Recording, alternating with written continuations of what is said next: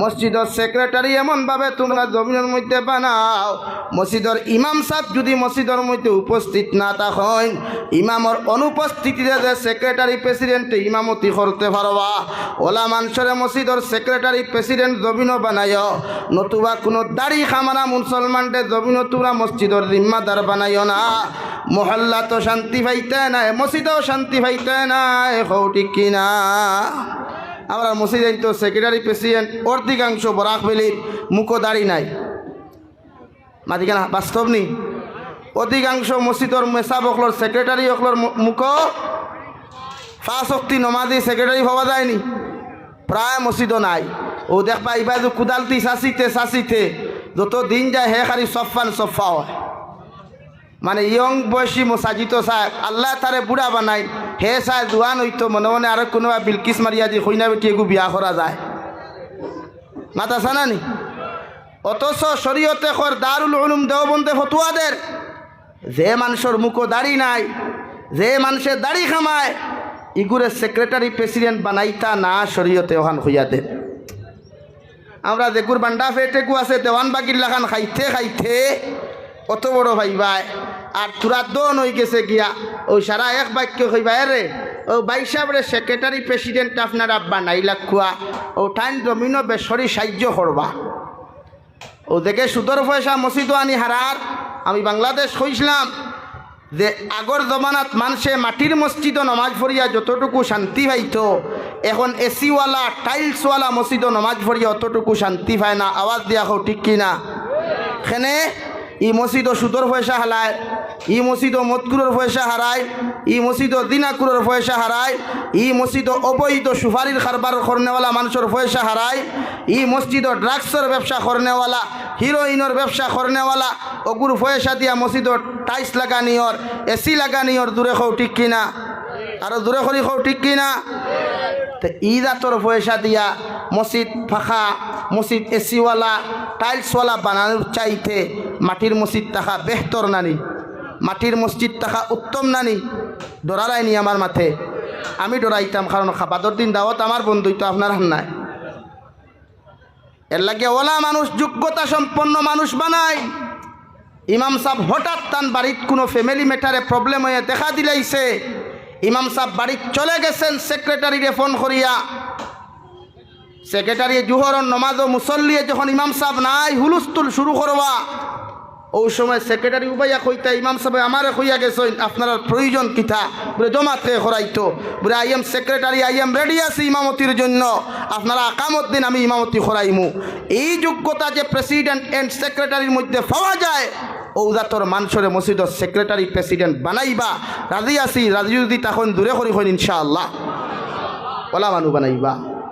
অথবা এই যে ইমামর ফুটকি ধারি কুচাইব, ইমামে আগি লাখিলা, ইমামে বাদ খাইয়া থাল দই লাখিলা, ইমামে পাঞ্জাবি গুফিন্দি লাখিলা, ইমামে ঠুটি গান লাল খোল লাখিলা, ও নমাজ হোক তাইতো নাই। শুক্রবার আইয়া খাইবে রে ইমাম শাহ, ও গোটা সপ্তাহ আপনার 2-1টা হওয়া গেল না, আপনি খানো আসলা হয় না?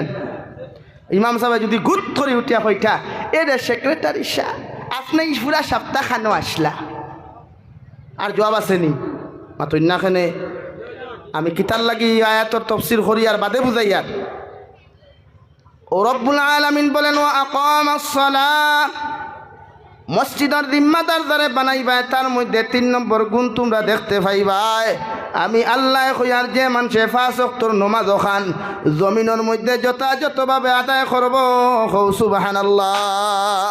ওলা মসজিদের সেক্রেটারি বানাও যে মানুষে ফজরের নামাজ মসজিদ আইতে সময় গ্রামের মানুষের ডাক দিয়া তুলি আনি কইতো রে ভাই তোমরা দয়া করি আমারে মসজিদের জিম্মাদার বানাইছো, মসজিদের সেক্রেটারি তোমরা আমারে বানাইছো।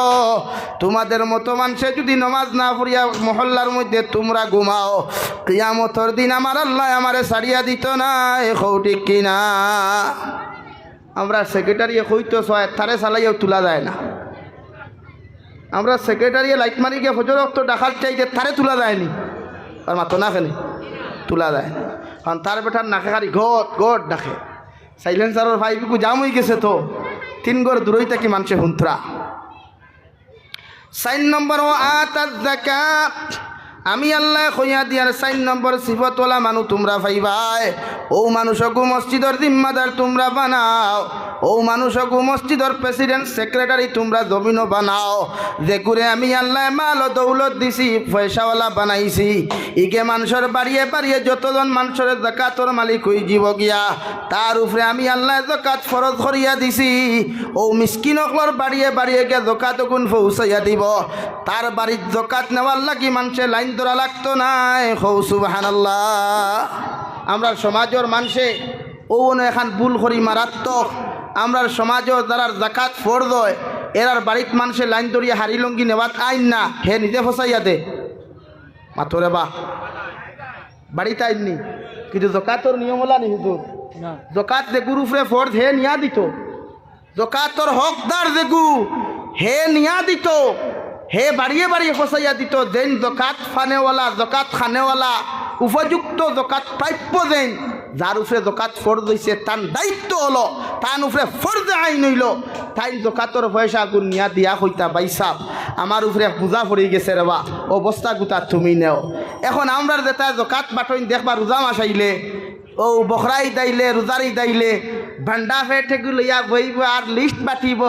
হ মহল্লাত লঙ্গি 10খান, হ মহল্লাত হাড়ি 10খান, হ মহল্লাত ফেটিকুট 10টা, হুঙ্গার গরর হুঙ্গা খালি সূত্রার ডাল দিয়া মাথা থাকি ভাব পর্যন্ত মালিশর খাম আসলো, ঠিক কিনা? তোর উপরে আল্লাহ যাকাত ফরজ করছে, তোমার প্রতি আল্লাহ যাকাত ফরজ করিয়া দিছে। তোমার দায়িত্ব হলো প্রতিটা মিসকিন যারা তোমার এলাকাত আছে, তোমার করিব আছে, তোমার আকারিব আছে, তোমার এলাকাত মাদারিস আছে, ওখানে গিয়া যাকাতর পয়সা গুণ দিয়া হইতা হুজুর আল্লাহ আমারে দৌলত দিছে, আমার উপরে যাকাত ফরজ হইছে, অগুন তারা মিসকিন ফাউন্ডনে কোয়া এটা আপনার উপরে ফরজে আইন, হে নিত তার উপরে ফরজ নাই। মাত বুঝা গেছে নি? মাত বুঝা গেছে নি? এর লাগি ইনো যদি মিসকিন খেও তাকে কোনোকে যদি হাড়ির লাগি সিরিয়ালে বাড়ির ডাকে সূত্রার ডালগু বদলা দিয়া ইও হারিয়া নিও না। ও আসো ওখানে মাতি কেন বুঝছো না নি? যাকাত আপনার ফোট নেওয়া ফরজ না, তার দেওয়া ফোট। জোরে করি খাও দেওয়া ফোট, তে ফোট দিলে হে বাড়িতে গিয়ে আদায় করতো না, আপনি তার বাড়িতে কি নিতা? আমরা অতা করইনি মাতো না খেনে।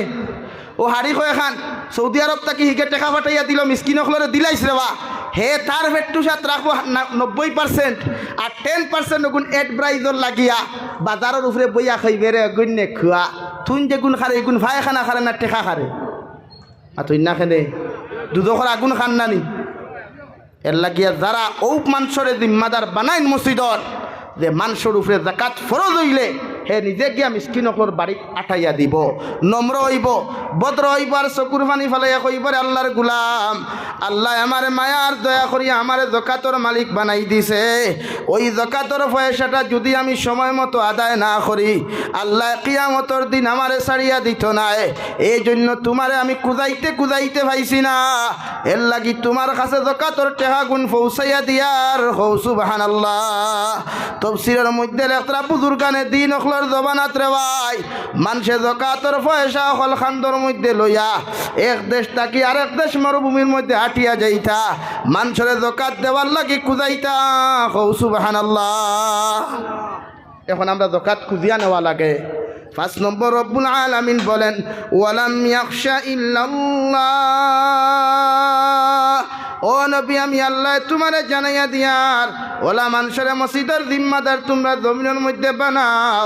ওলা মানুষরে ওলা আল্লাহ ওলা মানুষরে জমিনের জিম্মাদার বানাও। যে মানুষে আমি আল্লাহ ব্যতীত দুনিয়ার কোনো মানুষরে রাই পরিমাণ কোনো দিন ডরাইত নাই। হৌ সুবহানাল্লাহ।